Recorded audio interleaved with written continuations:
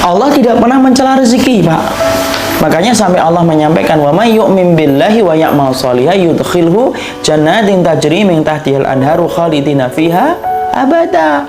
Qad ahsanallahu lahu rizqa. Tuh perkataan Allah itu. Barang siapa orang yang beriman kepada Allah, beramal soleh, maka dia dimasukkan oleh Allah ke dalam surga, penuh kenikmatan di dalamnya, kekal di dalamnya. Qad ahsanallahu lahu rizqa. Itu loh rezeki yang terbaik yang Allah kasihkan buat kamu itu. Di situ kita memahami, tolong ya dibedakan antara dunia dengan rezeki, karena sesungguhnya antara kedua perkara itu tuh beda banget. Kalau kita tidak ngerti, kita akan kemudian tertipu kembali dengan dunia dan dunia.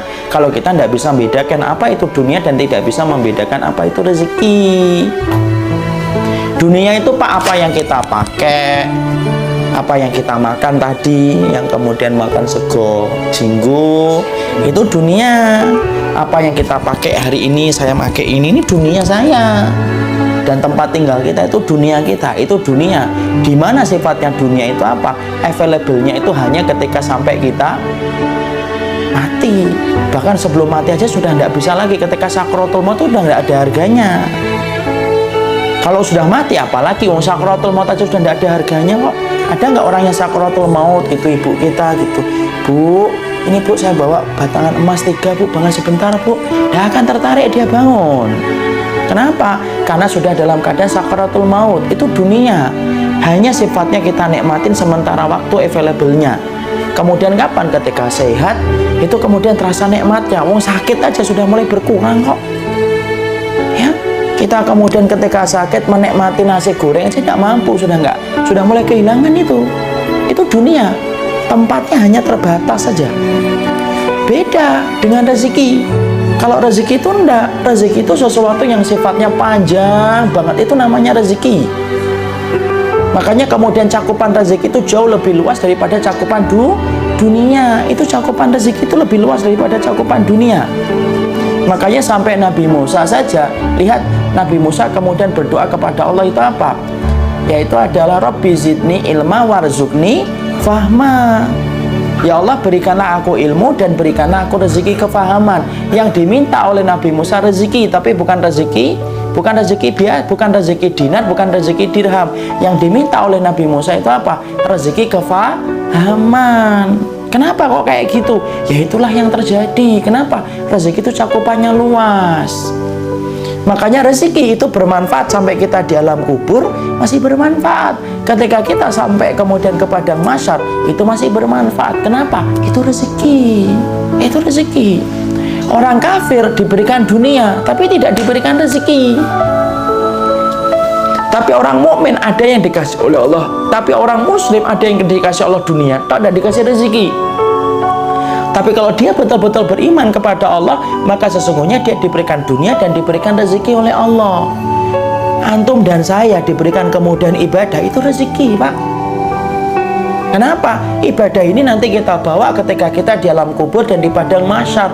Masih kemudian kita lihat itu, masih kita lihat. Kita diberikan kemampuan sedekah mengalahkan sifat bakhil yang kita miliki. Padahal sifat bakhil itu karakternya manusia, setiap orang itu punya sifat bakhil. Kalau kemudian kita diberikan kesempatan mengalahkan bakhil kita sampai merogoh kantong, kemudian kita sedekah, itu namanya rezeki. Anak-anak kita, Pak, kalau anak-anak kita solih, itu rezeki. Kalau anak-anak kita ganteng, itu dunia. Kenapa? Kalau anak kita cuma ganteng dan cantik, bapak dan saya membanggakan anak itu nanti ketika kita masih hidup di dunia. Tapi nanti ketika mati, sudah tidak membanggakan anak lagi. Bentar mungkar. Kenapa? Anak saya ganteng, tidak peduli mungkar nakir. Kenapa? Itu dunia. Tapi kalau anak kita solih, Pak, Masya Allah, anak kita solih itu adalah rezeki. Makanya pernah saya sampaikan nggak di sini dulu, ketika saya mengatakan ada sebuah hadis riwayat Imam Ahmad, anak yang solih itu memberikan syafaat kepada orang tuanya. Bahkan mereka itu akan menunggu di depan pintu surga. Makanya sebagaimana hadis riwayat Imam Ahmad, ada anak-anak yang mereka itu dimudahkan oleh Allah hisabnya, kemudian dia masuk surga tinggal selangkah. Kok berhenti dia di depan pintu surga? Allah menyampaikan kan, udkhulul jannata, mbok masuk kamu ke surga itu loh. Lalu kemudian anak-anaknya ngomong apa? Lan nadkhulal jannata hatta ya'tiya abauna wa ummahatuna. Kami tidak mau masuk surga ya Allah sampai kami melihat orang tua kami dulu. Allah ulang lagi, udkhulul jannata. Kalian tuh masuk surga, sudah selesai hisabnya. Kembali anak-anak itu ngomong apa? Lan nadkhulal jannata. Kami tidak mau masuk surga ya Allah sampai kami menjumpai ibu dan bapaknya. Emang ibu bapaknya di mana Ustaz? Di belakang, masih dihisab karena banyaknya dosa dan maksiat. Lalu kemudian apa? Allah memberikan syafaat kepada anak-anak itu di depan pintu surga. Allah memberikan izin. Anak itu setelah mendapatkan izin untuk memberikan syafaat, tidak ada yang mereka berikan kecuali ke orang tua mereka yang sedang dihisab di belakang. Padahal Allah menyampaikan apa? Mali arohum. Kenapa dengan orang tuamu? Innahum muhbantin. Dia masih dihisab panjang itu. Lalu apa yang terjadi? Orang tuanya kemudian akhirnya diringankan hisabnya, dimudahkan hitungannya, dihapuskan dosa-dosanya karena mendapatkan syafaat.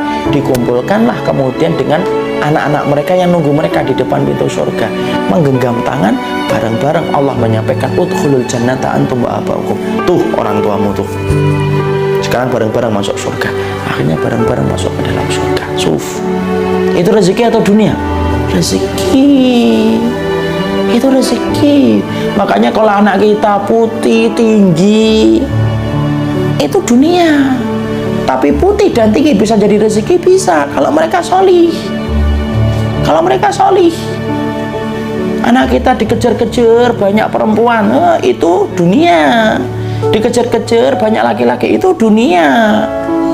Tapi kalau anak kita selain dikejar-kejar, dia soleh, dia taat sama Allah, itu namanya rezeki, Pak. Dan sesungguhnya mereka itu akan menunggu kita di depan pintu surga. Di depan pintu surga. Dan itu namanya rezeki itu.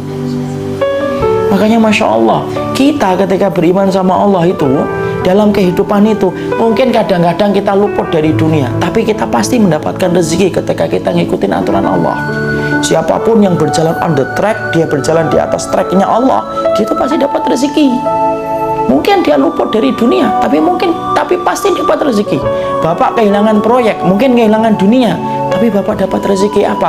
Mungkin dunia itu tidak cocok buat Bapak, Allah hindarkan itu, dan akhirnya Bapak selamat akhiratnya.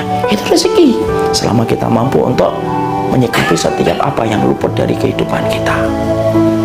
Ya, Bapak diberikan sabar, itu rezeki. Kenapa? Kita jangan melulu nyari dunia, tapi yang paling penting nyari rezeki. Rezeki apa itu? Karena rezeki itulah yang kemudian menjadi sebab kebaikan kita di akhirat.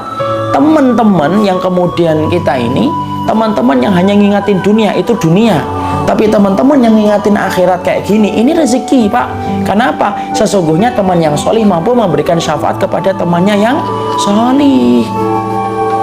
Saling mencari nggak teman-teman itu? Saling mencari nanti. Aina haula yusalluna ma'ana. Mana ya Allah teman-teman kami, ya Allah yang dulunya sholat sama kami, yang dulunya puasa sama kami itu.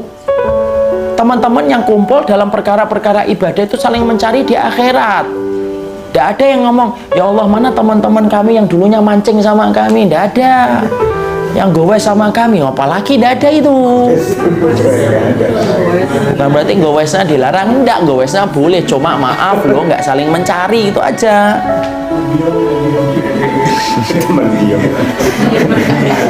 Tidak usah nyebut merek. Tapi kalau kemudian ketemu dalam majelis ilmu, ketemu misalkan bapak-bapak kemudian datang ke panti asuhan, kemudian ngasih bareng-bareng, itu saling mencari, saling mencari. Mana teman saya, ya Allah, teman alumni, yang mana kalau ngaji terlalu tidur aja itu. Tapi ada dia. Saling mencari atau tidak? Saling mencari. Dan itu namanya apa? Itu rezeki, itu rezeki. Karena apa? Lihat pernyataan mereka, aina haula yusalluna ma'ana wa yasumuna ma'ana wa yatasaddaquna ma'ana. Tuh, mana teman-teman kami yang dulunya sholat sama kami, puasa sama kami, bersedekah sama kami. Tuh, yang disebut kata-kata ibadah. Itu rezeki atau dunia? Rezeki. Mendapatkan syafaat itu enak loh. Mendapatkan syafaat itu kayak ibu ataupun bapak pergi ke Surabaya, modalnya cuma 100.000, tetapi kita harus tinggal selama sepekan. Tapi kita pengennya tetap makan dan dapat tidur yang enak. Gimana caranya? Nelpon teman kita yang tinggal di Surabaya, siapa? Kamu tinggal di Surabaya ya? Iya. Sama ke Surabaya. Ya sudah yuk, tinggal aja di rumah saya. enak. Akhirnya di Surabaya apa? Seminggu dapat rumah, dapat tempat tidur yang nyaman, dapat makan yang enak. Mau rawon, mau kemudian pecel, ada. Kenapa? Karena tinggal sama teman kita. Itu perumpamaan syafaat itu kayak gitu.